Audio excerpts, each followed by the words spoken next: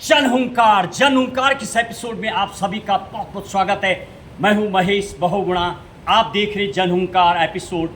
आज के जन हुंकार एपिसोड में पुराने 1937 में बने कानूनों की देंगे आपको जानकारी, साथ ही साथ शारदा एक्ट, देशमुख एक्ट, स्त्री धन और विधवा के लिए बने एक्ट की आपको विस्तृत जानकारी जन हुंकार एपिसोड में। साथ ही साथ इलाहाबाद हाई कोर्ट का स्त्री धन पर आए एक अहम लैंडमार्क जजमेंट की भी विस्तृत जानकारी देंगे आपको आज।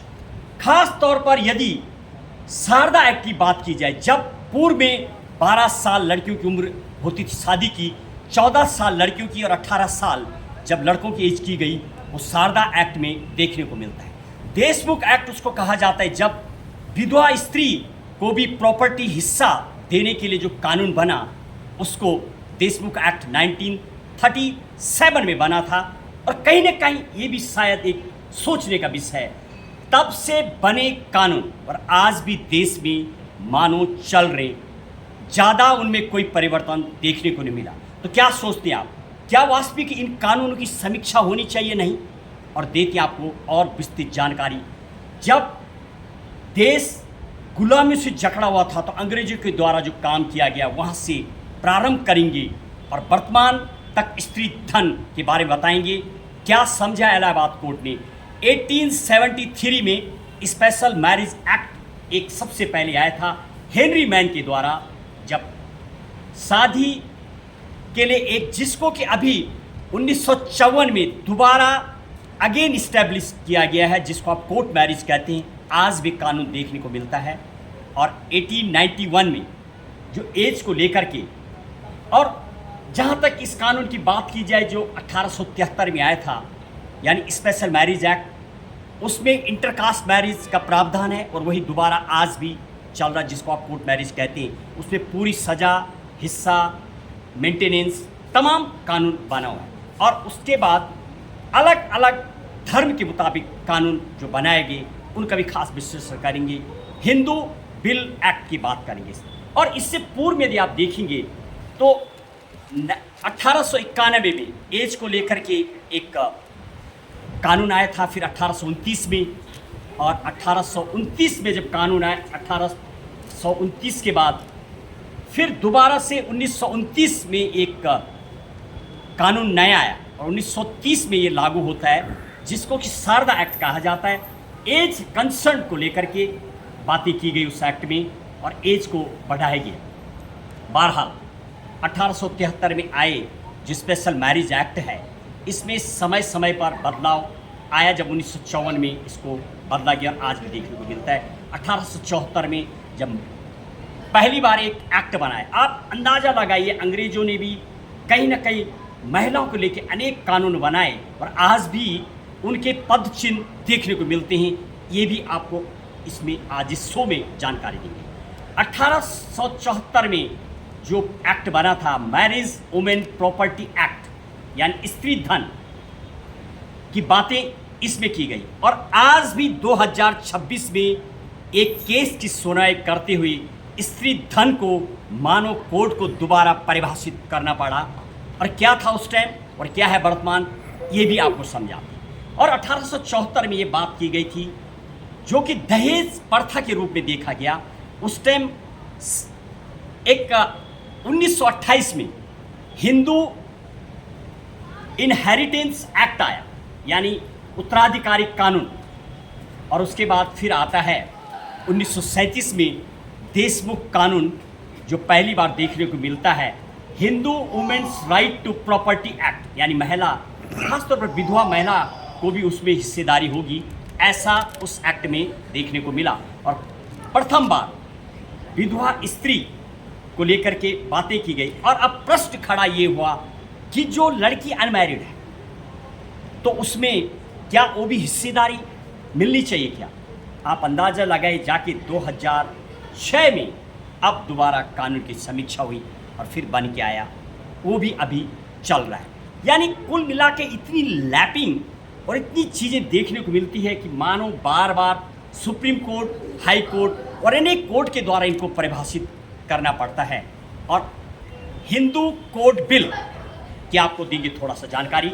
हिंदू कोड बिल की यदि बात करो तो हिंदू मैरिज एक्ट 1955 जो आज भी चलता है देश में, यानी विवाह को लेकर के जो विवाह का कानून है, और उसके बाद हिंदू सक्सेशन एक्ट 1956 जो कि बातें करता है उत्तराधिकारी के बारे में, और 1956 फिर आता है Hindu minority and guardianship act, और फिर आता है हिंदू एडॉप्शन एक्ट। यानी हिंदू की फिर इसमें पूरी परिभाषा भी दी गई है कि वास्तविक हिंदू यानी कौन हिंदू होंगे, ये भी प्रश्न बीच में जब खड़ा हुआ तो उसमें साफ डेफिनेशन भी कई बार कोडिंग की गई, यानी सिख, जैन, बौद्धिस्ट। साथ में जब आप कर्नाटक में जाएंगे तो वीर शैव, और इसके अलावा लिंगायत समाज, आर्य समाज, ब्रह्म समाज, प्रार्थना समाज, तमाम लोग हिंदू में फॉलो करते हैं, और हिंदू एक्ट को ही के मुताबिक ही आज फैसले मिलते हैं। जहाँ तक पूर्व में इस्लाम धर्म की बात की जाए, मुस्लिम पर्सनल एक्ट की बात की जाए, उसमें सिर्फ एक बार 1939 में 37 के बाद हल्का चेंज देखने को मिला, और अभी तक वो लगातार मुश्किल से 2019 से लेकर 24 तक कुछ चेंज आया जो महिलाओं को अधिकार देने की बात करता है। और फिर सुप्रीम कोर्ट ने अभी रिसेंटली यानी मार्च में एक केस की सुनवाई करते हुए यूसीसी लागू करने की बातें की है, और उत्तराखंड और गुजरात में अभी यूसीसी लागू हुआ है।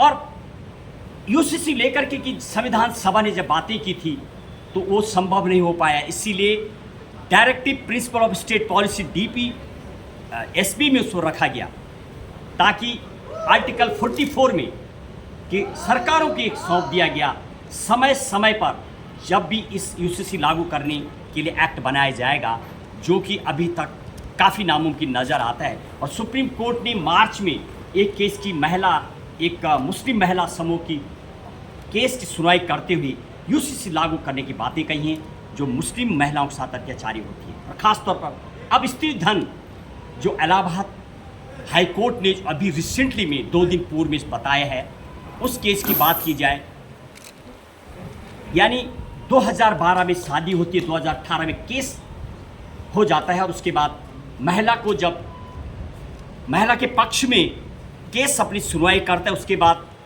यानी जो ससुराल पक्ष के थे उनके द्वारा भी केस डाला जाता है, और उस केस पर यह आरोप लगाया गया कि महिला ने घर से कैश और सोना ज्वेलरी काफ़ी सारी लेके गई, और कहीं ना कहीं यानी यदि आप इस केस की बात करेंगे तो ये क्रिमिनल ब्रीच ऑफ ट्रस्ट जो सेक्शन 406 आईपीसी की धारा के मुताबिक केस फाइल होता है।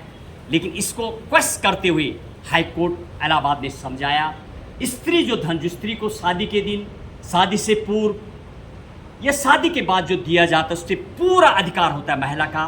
वो इस्तेमाल भी कर सकती है, किसी भी रूप में दान कर सकती है, बेच भी सकती है, कैसे भी वो इस्तेमाल कर सकती है। उस स्त्री धन पर पति का कोई अधिकार नहीं होता। हालांकि ये भी कोर्ट ने कहा म्यूचुअल अंडरस्टैंडिंग के मुताबिक उधार के तौर पर पति यदि लेना चाहे तो अंडरस्टैंडिंग के साथ दिया जा सकता है, वो भी उधार के रूप में वापस करना होगा। और स्त्री धन को पूरी परिभाषित मानो दोबारा करना पड़ा।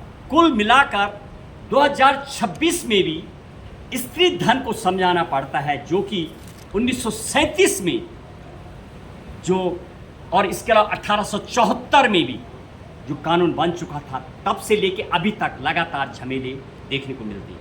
तो क्या सोचते हैं आप, बस क्या वास्तविक ही कानूनों की समीक्षा होनी चाहिए? नहीं, प्रत्येक ऐसे पुराने जो 1862, 1860 ऐसे कानून बने हुए, और आप 1880 और 1800 के दौरान देखेंगे अनेक 25 से 30 ऐसे कानून बने जो आज भी चल रहे हैं। तो कहीं ना कहीं इनकी समीक्षा हो।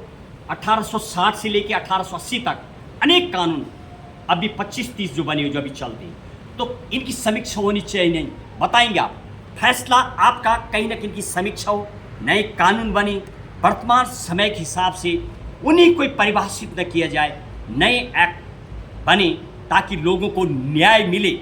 और ख़ासतौर पर महिलाओं को लेकर जो कानून बने हुए हैं, जिस तरीके से इलाहाबाद के सामने केस फाइल किया गया था, सेक्शन 498A का भी मामला देखने को मिला, तमाम चीज़ें यही दिखाती हैं। बस आज के जनहुंकार एपिसोड में इतना ही। कीजिए इंतज़ार अगले एपिसोड का। जय हिंद, जय भारत।